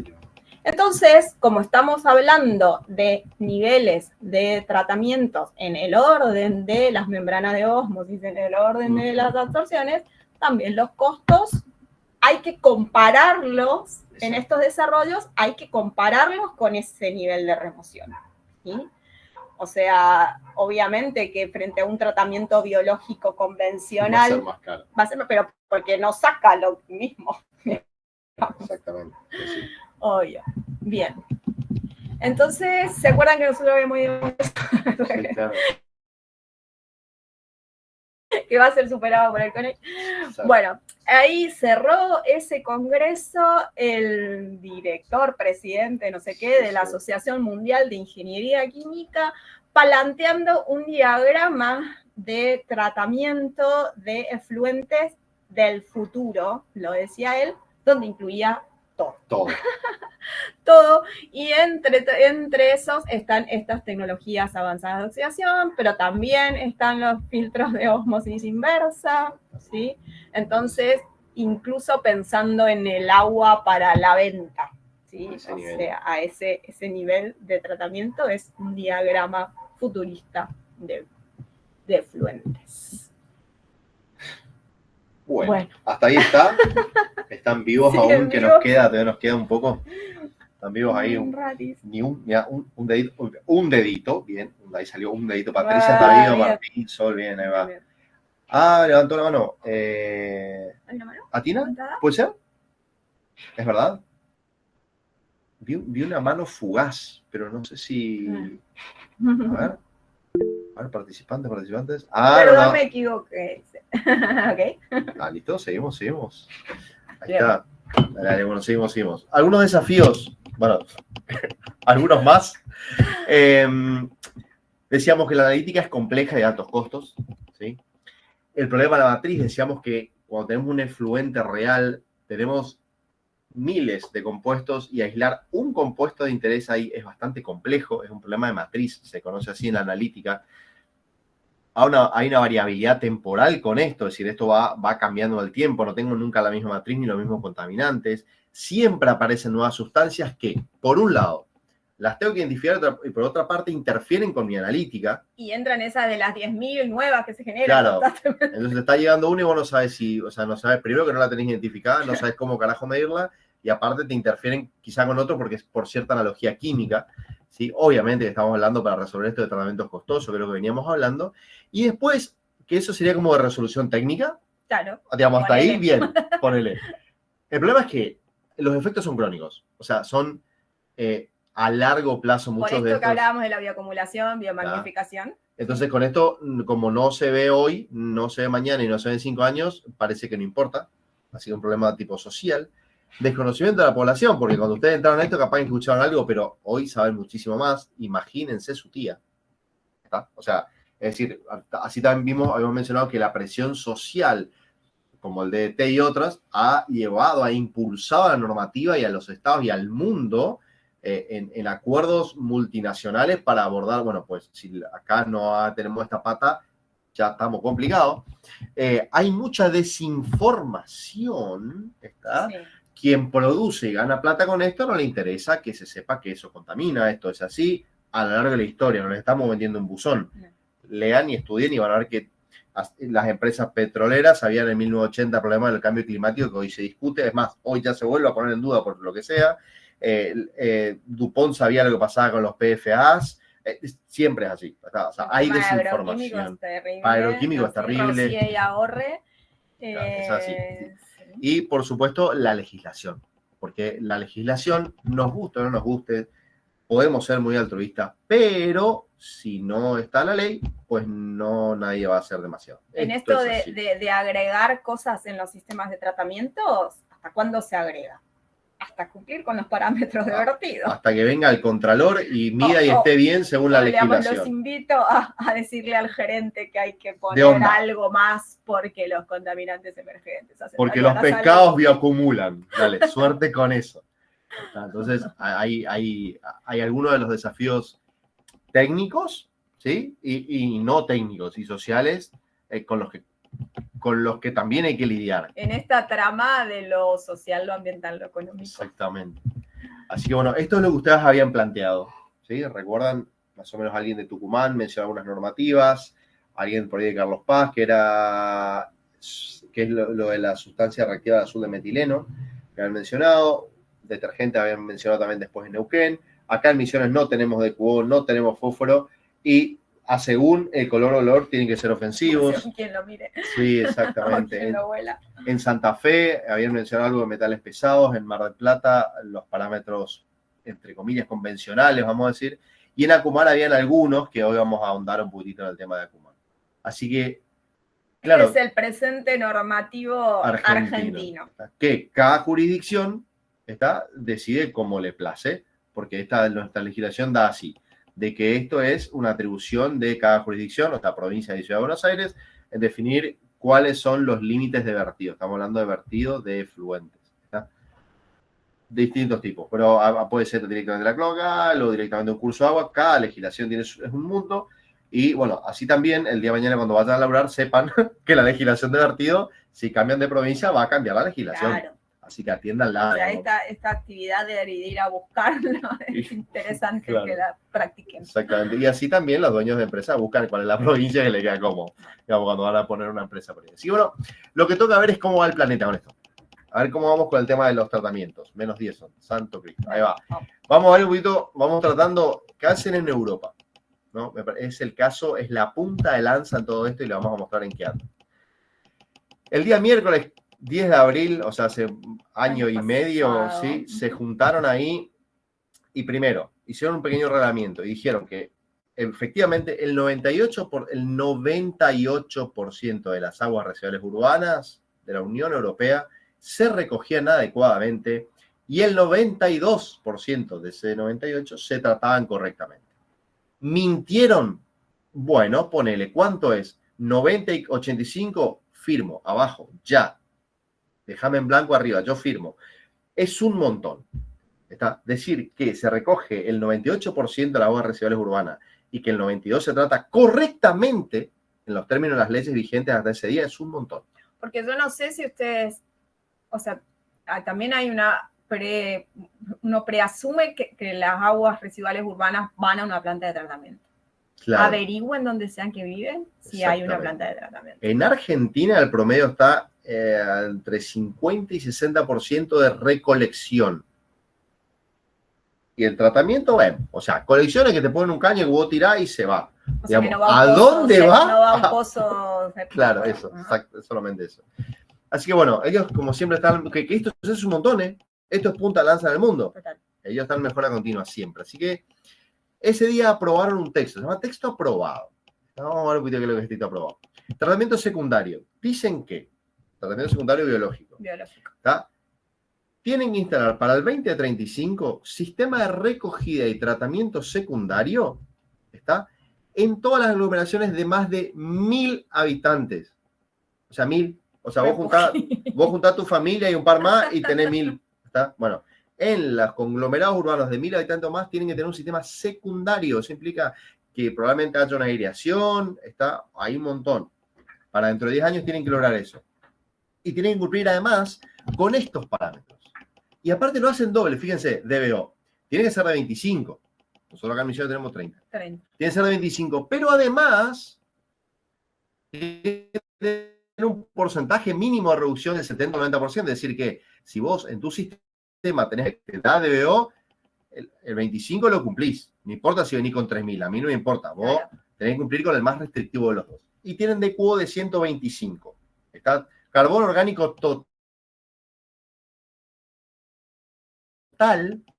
También es interesante, en el tratamiento terciario dijeron que para el 2039 deben instalar tratamientos terciarios para eliminar nitrógeno y fósforo en todas las aglomeraciones urbanas de 150, eso quiere decir tipo habitantes equivalentes, en términos de caudal. O sea que 150.000 personas tenés que tener un sistema de eliminación de nitrógeno y fósforo. ¿Está? Y además, para aglomeraciones de más de 10.000, tiene que pasar esta secuencia, está en la remoción, está en términos de nitrógeno y fósforo, de la implementación. ¿Está? O sea, a ver, para el 39, todos tienen que tener, si son más de 150.000. Y además, los de más de 10.000 es un pueblo más o menos chico. Tiene tratamiento terciario. El 100% para el 2046 tiene que tener un tratamiento terciario. En terciarios van esos que nosotros les llamamos convencionales hoy. Claro. ¿Sí? O sí. sea, tipo alguna absorción, quizás una osmosis inversa hace mucho, pero algún sistema de membrana, o sea, alguno terciario. Hay un concepto interesante. Sí, clorar. Claro, ajá. Hay un concepto muy interesante que es el de progresividad, digamos, que evidentemente hay una aplicación progresiva y se enfocan en que debo cumplir con esto. Ese terciario, cualquiera sea, debe garantizar esto. Estas concentraciones máximas, un porcentaje mínimo de reducción, también el más exigente de ellos. Así que, fíjense cómo están apretando, digamos, porque acá ya les digo yo, vayan averiguando, ¿está? Esto es lo que ellos están haciendo. Pero como si eso no fuera suficiente, ponen tratamiento cuaternario, que es lo que les mostramos nosotros a ustedes hoy. Son procesos de oxidación avanzada. Fantástico. ¿Para cuándo? Aglomeraciones de más de 150.000 personas. O sea, probablemente en la ciudad donde ustedes vivan o estudien, lo tendrían que hacer. ¿Está? Para el 2034, el 20% de las aglomeraciones, para el 40, el 60% y para el 46, el 100% de las aglomeraciones urbanas con 150.000 habitantes deben tener tratamientos cuaternarios, o sea, tecnologías avanzadas de oxidación o procesos avanzados de oxidación. Implementado. No solo eso, porque una cosa implementar, otra cosa que funcione. No, listaron algunos de los contaminantes emergentes que ellos identificaron. Ahí pueden ver algunos de los que nosotros estuvimos conversando. ¿Está? Por lo que sea, los españoles le llaman diclofenaco. ¿Está? Entonces, vieron que los españoles le ponen nombre divertido a todo, ¿no? Bueno, onda vital. Entonces, listaron una serie, ¿está? De contaminantes emergentes que deben ser tratados por ese tratamiento. No es pongo el tratamiento y sabe Dios, no. Además de implementarlo en el 100% de las localidades con 150.000 habitantes o más, deben tratar esto, está con un mínimo del 80% en al menos 6 de estas sustancias. O sea, tiene que ponerlo y tiene que andar la tecnología. O sea, esto implica, en el escenario que le acabamos de contar, el desarrollo de la tecnología. Están empujando la ciencia para adelante. Es decir, funciona, bueno, demostrame, escalámelo y que funcione a escala. O sea, no me jodas, ¿está? Y que lo puedas medir. Y que lo puedas medir. Que lo puedas medir. Lo puedas medir, ¿está? Porque el 80% de muy poquito sigue siendo, o sea, el 20% remanente de muy poquito es más poquito. Y del diclofenaco, digamos. Claro. O sea, tipo, que lo puedas aislar y medir y demostrármelo. De todos esos compuestos. Así que, y peor aún, si no estás en un área sensible, identificada, esto tiene que suceder si la población es de 10.000. O sea, si ustedes descargan el vertido a un lago, si el receptor del efluente, vamos a decirlo, cloacal de la ciudad es un lago, el receptor, pues también aplica si es una población de 10.000, no de 150, de 10.000. Está con esta progresión en la aplicación. ¿Estamos? Pero no quedaron ahí. Dijeron, bueno, pero yo te voy a decir cómo vas a muestrear. Porque si no, me tomas una muestra cuando se decante. Pues tienen el muestreo, exactamente cómo deben muestrear y cuántas veces la muestra se puede salir de los parámetros, de todos esos. Aunque te salga en una, te saliste. ¿Está? Entonces, tiene cuántas veces, si tomás todos los días, tomás una muestra y le analizás todo eso, todos los convencionales y los emergentes, te puede pasar 25 nomás, 25 veces. ¿Está? O sea, es súper exigente, súper exigente. Y ya te digo yo que te van a controlar, quédate tranquilo. ¿Está? Entonces, como faltaba más, dijo,